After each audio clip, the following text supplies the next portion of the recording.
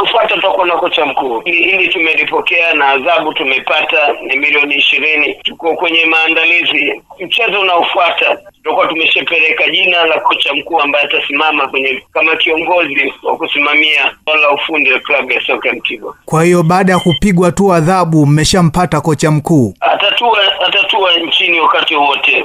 Mchezo unaofuata tutamtumia kocha mkuu. Kwa hiyo mlisubiri mpigwe lungu la milioni 20 ndio mtangaze kocha mkuu, mtafute? Anakuja. Alikuwa tumeshamalizana naye, ilikuwa matatizo ya kifamilia, lakini anatua wakati wote nchini. Kwa hiyo kocha mkuu kawaliza adhabu, yani kawapa adhabu ya kutoa milioni 20 kwa sababu ya matatizo ya kifamilia. Hatuna pingamizi, hilo tumelikubali. Sasa simngetoa taarifa kwa TFF kwamba kocha mkuu yupo? Nasema hayo yamepita, maji yakimagika yazoreke. Sasa hivi tuna focus mbele kumleta kocha mkuu, tuangalie namna kufanya. Kumbe mpaka mpewe adhabu ndio mnatafuta haraka. Nasema hayo yameshamagika, maji hayazoreki. Tuyasahau hayo, tutalipa faini hizo na tutaangalia namna gani ya kujiimarisha kwa kisha tupate adhabu mbele ya michezo inayokuja. Sasa milioni 20 hiyo Kifaru singewasaidia wachezaji morali, kuboosti mishahara? Kaka, sisi swala la pesa usitufikirie, tuko vizuri sana. Budget yetu ni kubwa sana kata vilabu vinavyocheza ligi kuu nchini Tanzania. Tuko vizuri sana.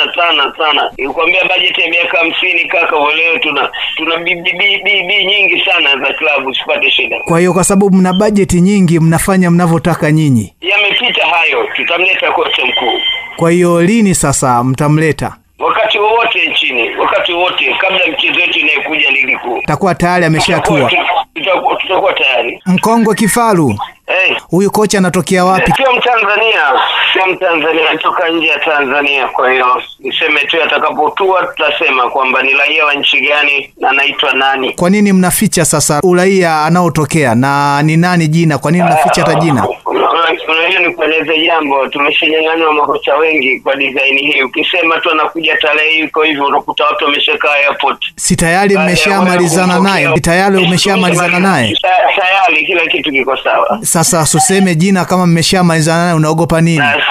Nasema tumeshanyang'anywa makocha. Tukisema makocha anakuja basi kuna vilabu vinakaa vya airport. Huku bwana tuko hivi. Wana ushawishi mkubwa sana. Wanawezaje kuinyang'anya mali yako Kifaru wakati unaiona ni halali yako?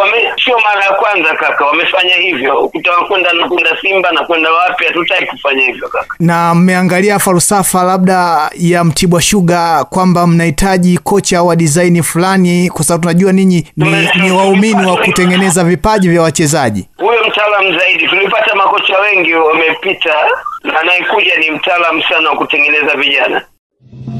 Mbwawa News, kwa habari zote za michezo, burudani, siasa, kijamii na uchumi. Usikose kufuatilia Mbwawa News.